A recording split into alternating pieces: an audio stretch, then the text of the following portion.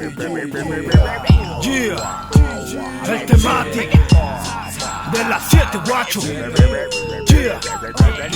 Me escapo del presente si me quiero ir al futuro. A veces camino por inercia mientras me voy con la mente en otra bola. Duro con lo duro tuve que aprender. Es por eso mi poca simpatía, pero pude entender que los tiempos han cambiado.